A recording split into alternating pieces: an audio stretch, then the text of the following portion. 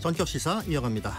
오늘의 전국 흐름 전격 인터뷰를 통해서 알아보겠습니다. 먼저 국민의힘 쪽부터 가보겠습니다.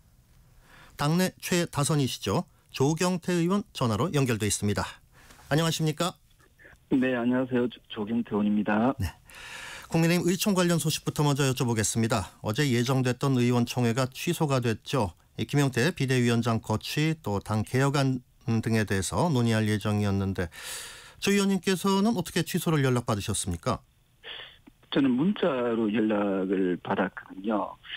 좀 참으로 좀 아쉽다는 생각이 드는 게 사의를 표했으면 뒤로 물러나고 비대위원장 체제로 가든지 아니면 원내 수석 부대표가 대행하는 것이 저는 상식이라고 보는데 왜 저렇게 하는지 잘 모르겠습니다. 당을 자기 마음대로 생각하는 건지 이해할 수가 없고요. 지금이라도 비대위원장 개혁안이 빨리 추진되도록 해야 된다. 저는 그렇게 봅니다. 네, 문자로 연락을 받으셨다고 했고 김용태 비대위원장도 사전 협의 없이 취소를 했다 그러면서 이제 상당한 유감을 또 나타냈더군요. 그 취소 네. 이유에 대해 가지고 이제 그 설명을 좀 몇 가지 나왔었어요. 이재명 대통령 재판 연기와 관련해서 당의 역량을 집중할 필요가 있다는 등의 이런 그 취소 이유가 이제 제시가 됐는데 여기에 대해서는 어떻게 보십니까? 글쎄요, 좀 궁색한 변명이라고 생각합니다. 지금 우리 당이 지금 상당히 좀 여러 가지로 어려운 그런 상황에 놓여 있습니다. 하지만 그 비대위원장의 그 혁신안 개혁안이 진행이 된다면 당의 이미지를 어느 정도 바꿀 수가 있다고 보고 있고요. 그리고 또한 의총에서 최소한의 그 토론이 이루어질 수 있는 그런 문화를 만들어내야 되는데 아마도 여러 가지를 생각을 하고 정책적으로 취소하지 않았나 저는 그렇게 보고 있습니다. 이제 원내대표 선거 전에 의원총회가 좀 열릴 가능성 좀 많이 좀 적게 봐야 되겠나요? 네, 지금은 희박하다고 보고 있고요. 이제 자신들이 내세우는 원내대표가 만약에 만들어진다면은 지금의 비대위원장의 임기가 6월 30일까지로 지금 현재로 잡혀져 있지 않습니까? 그렇죠. 그래서 임기 연장을 시키지 않으려고 하는 그런 의도가 아니겠느냐. 그러면은 결국 그 비대위원장의 그 개혁안, 혁신안이 무산될 확률도 높아졌다 하는 점에서 저는 이런 식으로 당을 운영해서는 안 된다 이렇게 봅니다. 국민의힘에서 이제 대선 당시 후보 교체 시도와 관련해서 이제 당무감사에 착수한다 그런 보도가 있었습니다. 비대위원장이 감사권을 발동한 건데 여기에 대해서는 당내에서 좀 계파별로 좀 입장 차이가 좀 크지 않습니까? 저는 그 반발을 일부 하고 있는데요. 예. 반발한다고 해결될 문제는 아니라고 보고 있고요. 네. 잘못된 그 가오에 대해서는 분명한 정리가 필요하다 봅니다.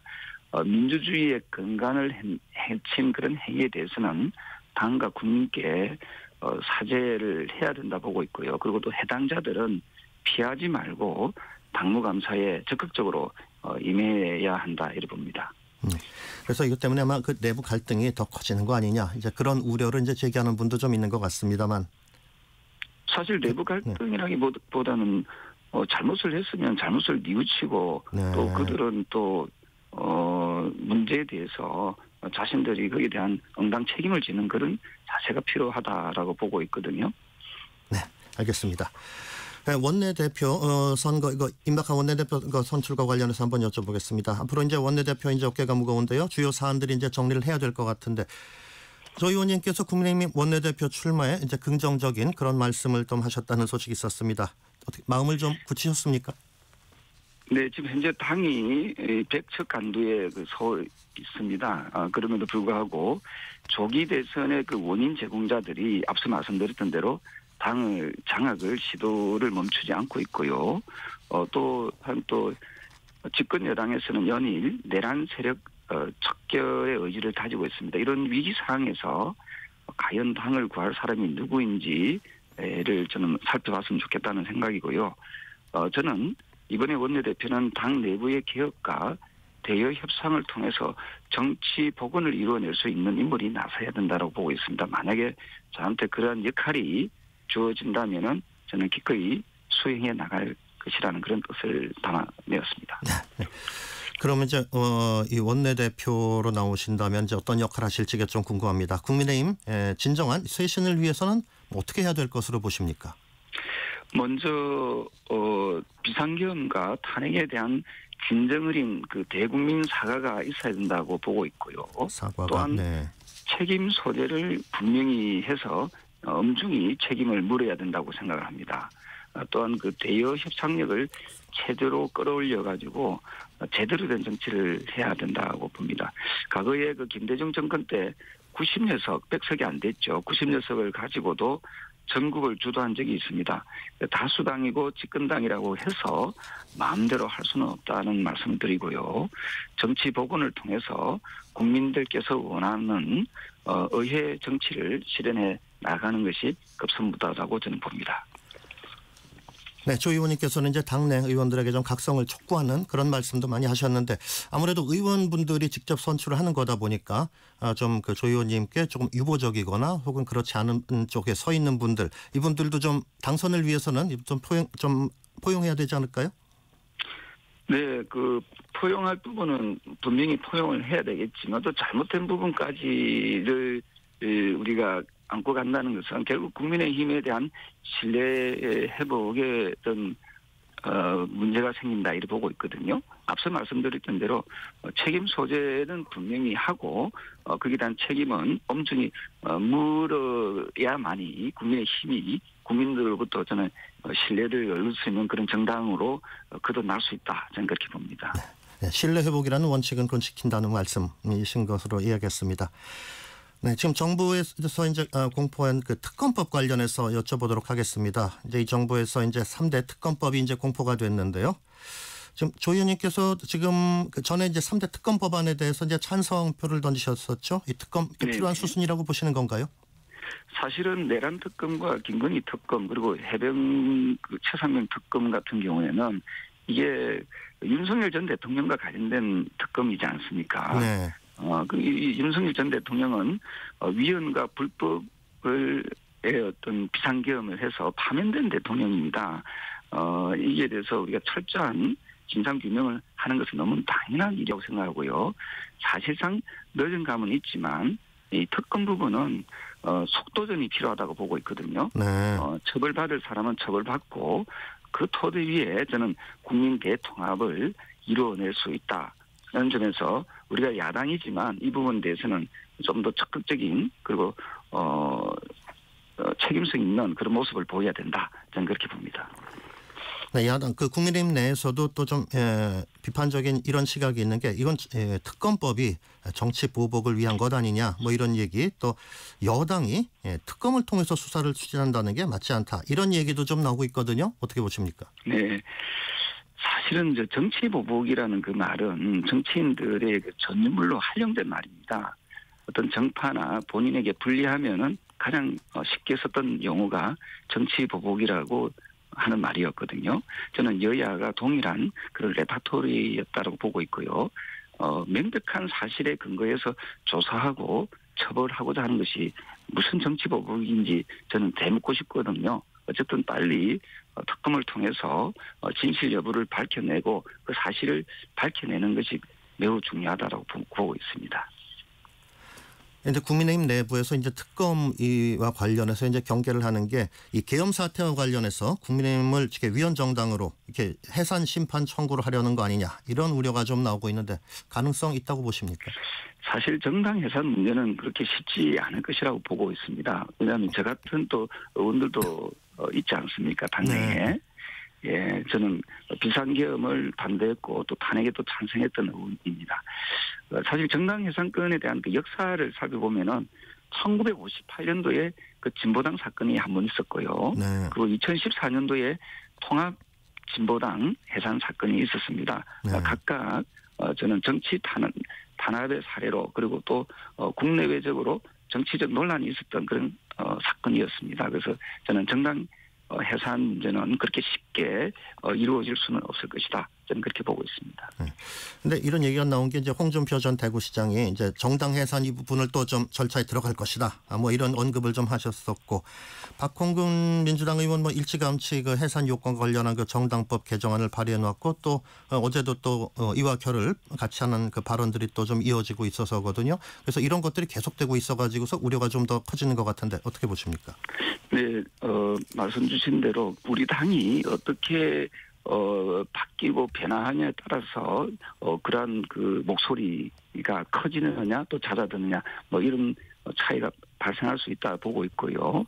만약에 또한 특정 세력 원인 제공자였던 특정 세력이 또 이 당을 장악하게 되면은 분명히 그런 목소리는 훨씬 더 높아지지 않을까 저는 그런 생각을 합니다. 네.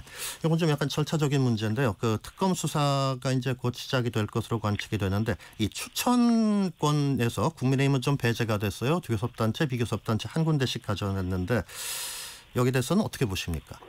아마도 그 당시 야당이었던 민주당이 추진했던 그 부분에 대해서 국민의힘은 동의하지 않으면서 추천하지 않다 보니까 배제된 걸로 알고 있습니다. 분명 불합리한 부분도 있기 때문에 지금이라도 이후에라도 협상을 통해서 추천권을 행사할 수 있도록 해야 된다라고 보고 있고요. 사실 우리가 추천을 한다 해도 큰 흐름에 대해서 대세에 대해서는 거스르기가 힘들지 않을까 이런 생각을 합니다. 네, 그렇죠. 네, 특검과 관련해 이어서 민주당의 중점 법안 처리와 관련해서 좀 여쭤보겠습니다. 민주당이 지금 뭐 형사소송법 개정안을 비롯해서 이런 쟁점 법안 처리에는 대해서는 약간 속도를 조절하는 모습을 좀 보이고 있습니다. 당장 본회의에 어떤 그 형사소송법 같은 것을 상정하지 않은 거는 어떤 이유라고 보십니까? 저는 역풍을 우려한 조치라고 보고 있고요. 네. 사실은 고등법원에서 지난번에 선거법 같은 경우도 연기하지 않았습니까? 네. 굳이 무리수를 둘 필요가 없다 이렇게 판단한 것 같습니다. 그런데 이제는 그렇게 상황 논리로 접근할 것이 아니라 국민과 나라를 위해서 정치적 합의를 통해서 국민의 뜻을 받드는 그런 정치권이 되었으면 좋겠다 하는 말씀을 드리고 싶습니다. 이재명 대통령이 기소됐던 사건 가운데서 이제 대장동 관련해서도 그 재판이 또 연기가 됐죠. 그래서 어제 국민의힘 의원들이 이례적으로 법원 앞에서 이제 의원총회를 또 열지 않았습니까? 이 법원의 이런 그 재판 연기 결정에 대해서는 어떻게 보십니까? 사실은 이제 법은 만인한테 평등하다라는 그런 원칙적인 부분은 누구나 어떤 경우에도 적용돼야 된다고 생각을 하고요. 하지만 국민 투표로 선출된 대통령에 대한 적용 문제는 사실상 여야의 정치적 영역으로 합의 도출을 해야 될 사안이 아닌가 이런 생각을 하거든요. 임기 동안에 재판 절차가 중단된 것이지 이게 아예 없어진 건 아니거든요. 네. 그래서 임기 종료 후에 임기가 끝나고 난 이후에 재판 재개가 된다고 봤을 때 여러 가지 복합적인 문제를 고려해서 정치적 고려와 정치적 합의가 필요한 부분이 아닌가 저는 그렇게 보고 있습니다. 네. 네, 그리고 국민의힘에서 그 국회에서 법사위원장을 그 여당의 어떤 그 입법 드라이브와 관련해서 이제 나온 얘기 같은데 법사위원장을 야당이 맡아야 한다 이런 그 견해를 좀 내셨었어요. 이 부분에 대해서는 동의하시는지요? 예, 저는 이 부분에 대해서는 우리가 민주주의는 그 서로 상권 분립이 되고 또 경제와 균형을 맞추는 것이 필요하다라고 보고 있거든요. 이 부분도 새 원내대표가 뽑히게 되면은 다시 한 번 더 논의할 수 있는 그런 사안이라고 보고 있고요. 그래서 법사위원장이 과연 지금의 여당이 계속 독식한 것이 맞는지에 대해서는 이것은 한번 좀 고려를 한번 해야 되지 않을까 이런 생각을 합니다. 이 부분 역시도 정치적 합의를 통해서 이루어낼 수 있는 그런 사안이라고 보고 있습니다. 네, 양당의 새 원내 지도부가 좀 만나서 이걸 좀 논의를 해야 되겠다 그런 말씀이신 거군요. 그래서 앞으로 그 새 원내 대표가 대여 협상력이 뛰어난 사람이 맡는 것이 바로 지금 말씀드렸던 이러한 부분을 해결해 나가고 해소할 수 있는 그런 영역이 있는 책임성이 있는 사람이 원내대표가 되는 것이 바람직하다. 저는 그렇게 봅니다. 네, 민주당에서 뭐 당론이라고 하지는 않았습니다만은 의원들이 검찰 개혁 그래서 이제 검찰청 폐지를 주 내용으로 하는 법안을 발의를 했습니다. 이런 법이 검찰 개혁을 이루어질 것으로 보시는지요?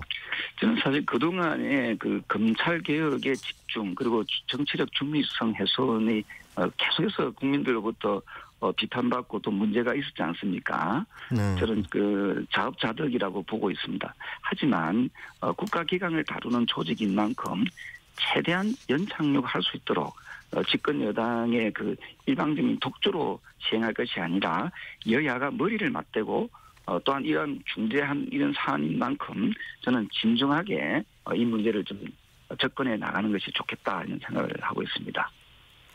그리고 대통령실이 이제 엊그제 이런 발표가 있었어요. 주요 공직자를 인선하는 데 있어서 국민 추천제를 도입한다 이렇게 했었고 실제로 뭐 메일로 받고도 뭐 메일로도 받고 뭐 사이트를 또 열기도 하고 그랬었는데 이전 정부에서도 한번 시도한 적이 있었는데 뭐 큰 성과는 거두지 못했다 그런 평이 좀 있는 것 같은데 이 시점에서 이 국민 추천제를 내놓은 것은 어떤 배경이라고 보십니까?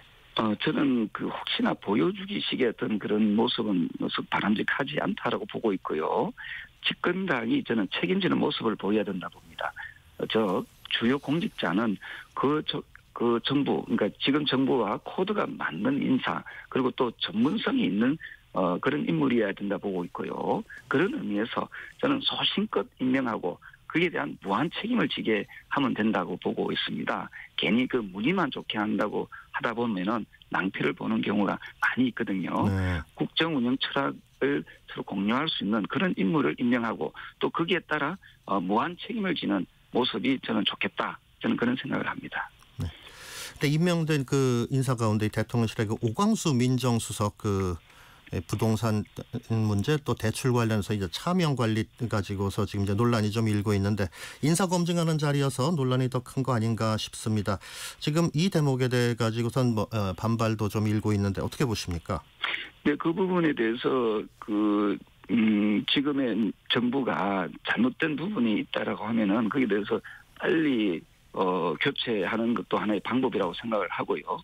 그 문제에 대해서는 지금 아까도 말씀드렸다시피 임명은 소신껏 하되 또 무한 책임을 지게 하는 것이 맞다라고 보고 있습니다. 그래서 저는 좋은 인물을 인사를 좀 더 투명하게 해서 좋은 인물을 잘 선출해 임명해내는 것이 또 그들의 몫이라고 저는 보고 있고요. 네네.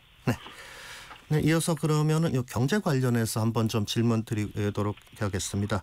지금 대통령 취임 이후에 주식시장이 좀 훈풍이 좀 돌고 있습니다. 취임 후에 어제 한국거래소 방문하기도 했었는데 어제까지 6거래일인가요? 계속해서 이제 또 상승하고 그랬는데 이런 흐름이 어떻게 좀 계속 이어질 것으로 보시는지. 저는 허니문 랠리가 맞다고 보고 있고요. 그 정책에 대한 기대감이 저는 이게 주가에 반영된 건 아닌가 보고 있고요. 한 가지 주목할 점은 이재명 대통령이 주가 조작 원 스트라이크 아웃제를 도입한다라고 했지 않습니까? 네, 그렇죠. 그래서 불공정 거래에 대한 강력한 근절 방침이 저는 시장의 긍정적인 그런 효과로 나타나고 있지 않는가 이래 보고 있습니다. 하지만 글로벌 금융의 그 불확실성이 그리고 또 기업의 실적이라든지 경기의 지표라든지 이 여러 가지 급변할 수 있는 그런 측면도 있기 때문에 시장 가열 여부에 대해서는 좀 더 이러한 부분을 좀 대비하는 그 신중한 또 대응도 필요하지 않을까 이렇게 보고 있습니다. 네, 민주당에서는 또 든든한 추경 그리고 물가 안정 이걸 동시에 이루겠다 그런 의지를 좀 밝혔습니다. 이 두 가지가 이제 동시에 이루어질 수 있을 만한 사안인가 그런 또 시각도 좀 있는데 의원님은 어떻게 보십니까? 네, 사실은 이 두 가지가 좀 상충되는 그런 내용이거든요. 추경을 많이 하면은 이게 시중에 돈이 많이 풀리니까 물가가 또 올라갈 수 있는 인플레이션이 될 수 있는 그런 상황이지 않습니까? 그래서 이 두 마리 토끼를 잡는다는 것은 그리 쉬운 일은 아니라고 보고 있습니다. 다만 이제 국민들은 내수 시장을 좀 진작시키기 위한 것을 많이 고민을 또 원하고 있거든요. 그렇다면은 이게 정부의 재정으로 이게 뭔가 경제를 활성화시키는 것은 한계가 있다 보고 있고요. 저는 우리나라 기업들이 외국으로 좀 많이 나가고 있지 않습니까? 심지어 미국으로도 많이 나가고 있거든요. 네. 이런 것을 국내에 투자할 수 있는 투자 환경을 저는 조성하는 것이 중요하다. 기업이 기업하기 좋은 환경을 조성하는 게 중요한데 여기에는 보면 노조들의 어떤 그 그림들도 좀 분명히 좀 작용할 수 있거든요. 그래서 네. 노동의 유연성도 어느 정도 확보하고 우리나라 기업들이 좋은 일자리를 국내에 많이 만들어낼 수 있는 그런 전향적인 그런 의논과 합의가 좀 필요하지 않을까 하는 생각을 합니다. 네, 지금 그 기업하기 좋은 환경 말씀하셨는데 어떤 그 규제 개혁이라든가 또는 어떤 고용의 유연성 같은 부분 이 부분에서는 좀 더 전향적인 자세가 필요하다고 보시나요? 네, 분명히 저는 이 부분에 대해서 우리 국가가 더 많이 발전하고 우리 국민들이 좀 더 좋은 일자리를 많이 제공받기 위해서는 분명히 필요한 부분이 바로 이런 부분이거든요. 그래서 정부의 재정으로만 경제를 활성화시킨다는 것은 극히 한계가 있다라고 보고 있고요. 그래서 민주당에서는 집권당에서는 이 부분에 대해서도 좀 더 전향적인 시각을 가지고 접근해 나가는 것이 대단히 중요하지 않을까 이런 생각을 합니다. 네, 성장을 위해서는 이제 노사 균형적인 발전이 좀 필요할 것 같은데 노동계 쪽에 아무래도 좀 더 귀를 기울이는 거 아닌가 이런 우려가 좀 있는 것 같습니다. 네, 그렇습니다. 그래서 지금은 우리가 노동계에 대해서 충분히 우리가 논의를 하되 국민들이 지금보다 더 잘 살고 더 좋은 일자리를 만들어서 내수 시장을 진작시키고 나아가서 그럼으로써 또 물가도 좀 안정시키고 우리 국민들이 부담을 좀 더 줄여나가는 그런 부분들이 좀 더 효과적이라고 보고 있고요.